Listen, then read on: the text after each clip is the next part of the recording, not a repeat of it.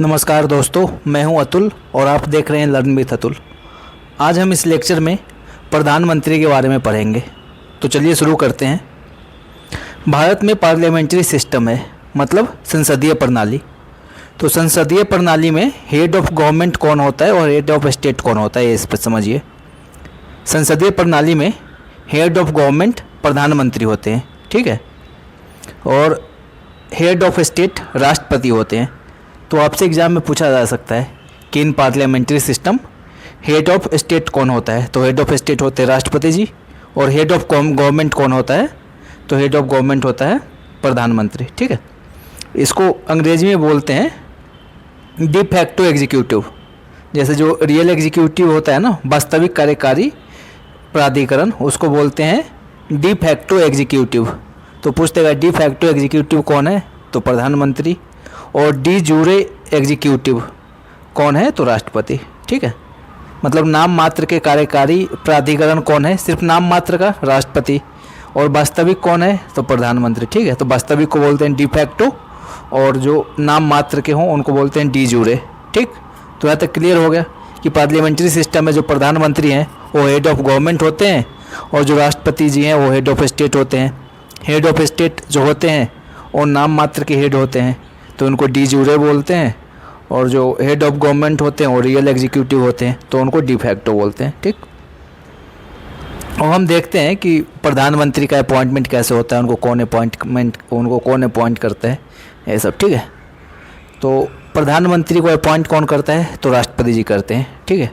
अब राष्ट्रपति जी किसको अपॉइंट करेंगे, तो इसके लिए जो कन्वेंशन चला आ रहा है कि जिस पार्टी का, जैसे इलेक्शन होता है उसके बाद जिस पार्टी को बहुमत आ गया, जैसे भारत में सरकार बनाने के लिए 273 से ज़्यादा सीट चाहिए, तो अगर किसी पार्टी को 273 से ज़्यादा लोकसभा में सीट आ गई इलेक्शन में, तो राष्ट्रपति जी उसको बुलाएंगे प्रधानमंत्री बनाने के लिए, उस पार्टी के जो नेता होगा, और उसको प्रधानमंत्री बनाएंगे, ठीक है। तो ये आर्टिकल 75 में दे रखा है कि राष्ट्रपति जी प्रधानमंत्री को अपॉइंट करते हैं, और इसकी परंपरा है कि लोकसभा में जो बहुमत दल का नेता होगा, राष्ट्रपति जी उसको प्रधानमंत्री बनाते हैं, ठीक है। ये तो हो गया कि क्लियर मेजॉरिटी, मतलब कि पूर्ण बहुमत किसी के पास आ गया। अगर पूर्ण बहुमत नहीं आया तब क्या होता है, तब राष्ट्रपति जी के पास डिस्क्रिशनरी पावर है, मतलब विवेकाधीन शक्ति, उनकी अपनी शक्ति, वो अपने सोच समझ के डिसीजन लेंगे। तो उस टाइम में राष्ट्रपति जी क्या करते हैं कि देखते हैं जो भी पॉलिटिकल पार्टी जिसके पास सबसे ज़्यादा सांसद है, मतलब 273 तो नहीं है लेकिन सबसे ज़्यादा है, उसको बुलाते हैं। लेकिन किसी, और या फिर दूसरे उसको बुला सकते हैं, किसी गठबंधन को जिसको 273 सीट तो नहीं हो रहा है गठबंधन मिला के, लेकिन सबसे बड़ा गठबंधन है, तो उसको बुला सकते हैं, ठीक है। तो राष्ट्रपति जी के विवेक पे निर्भर करता है कि वो किसको बुलाएंगे। अगर क्लियर मेजॉरिटी नहीं है तो राष्ट्रपति का डिस्क्रिशनरी पावर है कि वो किसको बुलाएंगे। जिसको भी बुलाएंगे प्रधानमंत्री बनने के लिए, उसको 1 महीने के अंदर में वोट ऑफ कॉन्फिडेंस प्रूव करना होगा, ठीक है। उसको 1 महीने के अंदर विश्वास मत प्राप्त करना होगा लोकसभा के अंदर। तो हमने देखा था कि विश्वास मत कैसे होता है, कौन सा मेजॉरिटी लगता है, हम पहले क्लास में देख रखे हैं, ठीक है। तो डिस्क्रिशनरी पावर है राष्ट्रपति जी का, अगर जब क्लियर मेजॉरिटी नहीं हो तो किसी को भी बुला सकते हैं, और उसको 1 महीने के अंदर में, ये याद रखना है कि 30 दिन के अंदर में उनको जो भी प्रधानमंत्री बनेगा उसको विश्वास मत प्राप्त करना होगा, ठीक। अब देखो प्रधानमंत्री कौन बनेगा, लोकसभा का मेंबर बनेगा, राज्यसभा का मेंबर बनेगा, तो ऐसा कुछ नहीं है। लोकसभा का मेंबर भी प्रधानमंत्री बन सकता है, और राज्यसभा का मेंबर भी प्रधानमंत्री बन सकता है। और यदि कोई व्यक्ति ना तो लोकसभा का मेंबर है या ना राज्यसभा का मेंबर है, वो भी प्रधानमंत्री बन सकता है, लेकिन उसको 6 महीने के अंदर में या तो लोकसभा का या तो राज्यसभा का मेंबर बनना पड़ेगा, ठीक है। तो आपको याद रखना है कि जो प्रधानमंत्री होगा या तो लोकसभा से भी हो सकता है, राज्यसभा से भी हो सकता है, या ये वो भी हो सकता है जो किसी भी संसद के सदन का सदस्य नहीं है, लेकिन उसको 6 महीने के अंदर लोकसभा या राज्यसभा में से किसी एक में सदस्य बनना पड़ेगा। अगर वह 6 महीने में लोकसभा या राज्यसभा का सदस्य नहीं बन पाता है तो ऐसे प्रधानमंत्री को इस्तीफा देना पड़ेगा, ठीक है। तो हम प्रधानमंत्री के कुछ इनके ओथ को देखते हैं, टर्म को देखते हैं, इनकी सैलरी वगैरह देखते हैं, ठीक है। तो प्रधानमंत्री को शपथ कौन दिलवाता है, तो प्रधानमंत्री को राष्ट्रपति द्वारा शपथ दिलाई जाती है, ठीक है। और प्रधानमंत्री का कार्यकाल कितना होता है, तो प्रधानमंत्री का कार्यकाल फिक्स नहीं है। एग्जाम में आपको दे सकता है कि प्रधानमंत्री का कार्यकाल 5 साल का होता है, तो नहीं, प्रधानमंत्री का कार्यकाल फिक्स नहीं होता है और राष्ट्रपति के प्लेजर के अनुसार काम करता है। मतलब जब तक राष्ट्रपति जी चाहेंगे तब तक वह भारत का प्रधानमंत्री रहेगा। और राष्ट्रपति जी ऐसा नहीं है कि कल उनका राष्ट्रपति जी का मन किया उसको हटा दिया, ऐसा नहीं है। राष्ट्रपति जी तभी हटाते हैं जब लोकसभा में जिस पार्टी का प्रधानमंत्री है उसका बहुमत खत्म हो जाता है, तो राष्ट्रपति जी प्रधानमंत्री को हटा सकते हैं। ठीक है, तो एग्जाम में अगर क्वेश्चन आएगा कि प्रधानमंत्री का कार्यकाल 5 साल का होता है, तो गलत है। प्रधानमंत्री का कार्यकाल कोई फिक्स नहीं है। प्रधानमंत्री का कार्यकाल राष्ट्रपति के प्रसाद पर्यंत निर्धारित रहता है। ठीक है, इसको इंग्लिश में बोलता है कि ही holds office during the pleasure of president. मतलब प्रेसिडेंट का जब तक प्लेजर है तभी तक प्रधानमंत्री अपने पोस्ट पर रहता है, इसका कोई फिक्स टर्म नहीं है। ठीक, अब प्रधानमंत्री को सैलरी कितना मिलता है, वेतन कितना मिलता है, तो जितने एक नॉर्मल एमपी को मिलता है ना, जितने लोकसभा और राज्यसभा के एमपी को मिलता है उतने ही पैसे मिलते हैं प्रधानमंत्री को। ठीक, और इनका वेतन कौन डिसाइड करता है, तो पार्लियामेंट ही डिसाइड करता है कि एक एमपी को कितना पैसा मिलेगा, और उतना ही पैसा प्रधानमंत्री को भी मिलता है। ठीक, अब यह कि मंत्रियों की नियुक्ति कौन करता है। जो मंत्री हैं तो मंत्रियों की नियुक्ति कौन करता है, तो मंत्रियों की नियुक्ति भी राष्ट्रपति करते हैं, लेकिन किसकी नियुक्ति करते हैं, तो प्रधानमंत्री जिसकी सिफारिश करता है उसी को राष्ट्रपति मंत्री बनाते हैं। ठीक है, तो याद रखिएगा कि प्रधानमंत्री का यह भी कार्य है कि किसको मंत्री बनाना है, ये राष्ट्रपति को प्रधानमंत्री ही बोलते हैं।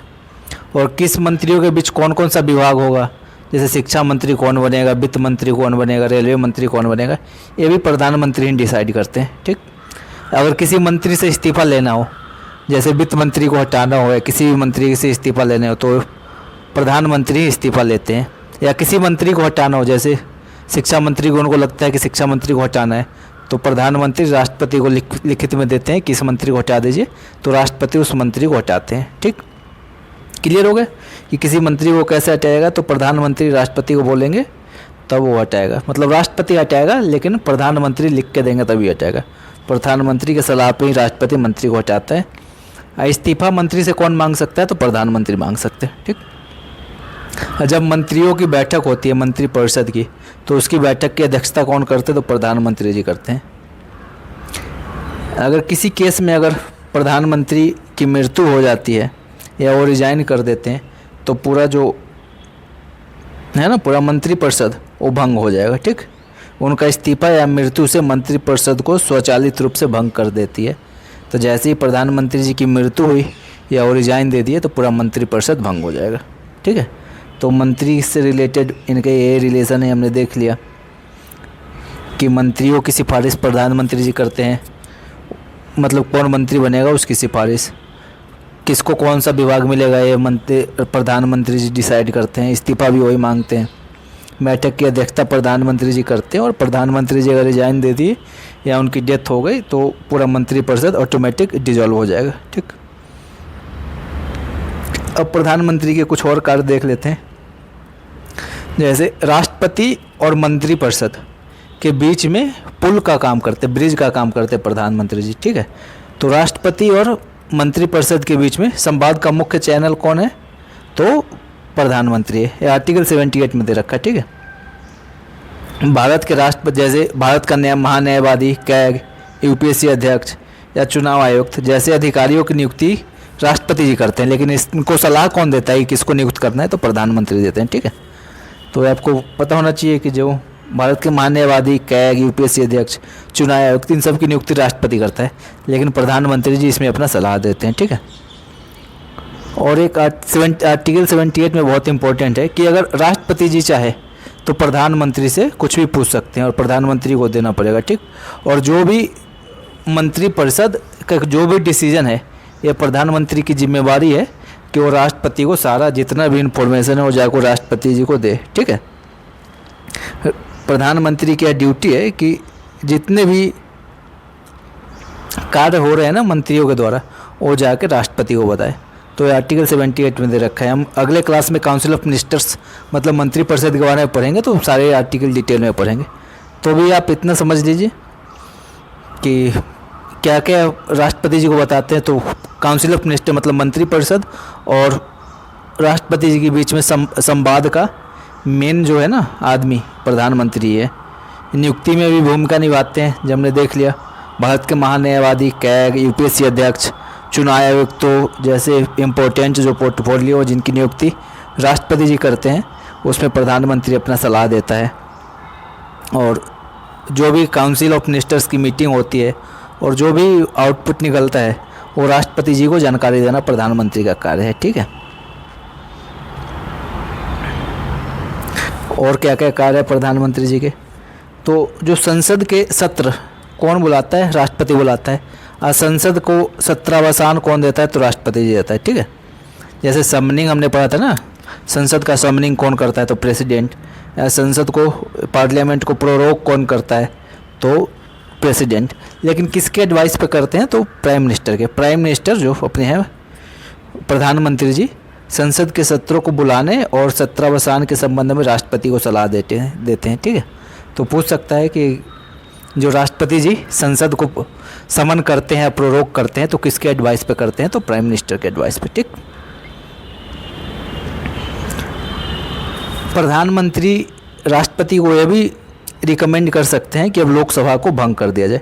हमें पता है कि लोकसभा को भंग कौन करता है? तो राष्ट्रपति करता है।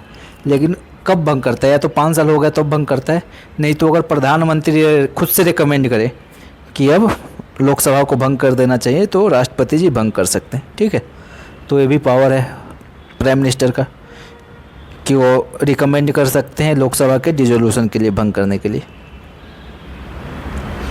और लोकसभा में आके जो भी सरकार की पॉलिसीज है उसको कौन अनाउंस करता है? तो प्राइम मिनिस्टर अनाउंस करता है। ठीक है, सदन के पटल पर सरकारी नीतियों की घोषणा कौन करता है? तो प्रधानमंत्री करते हैं।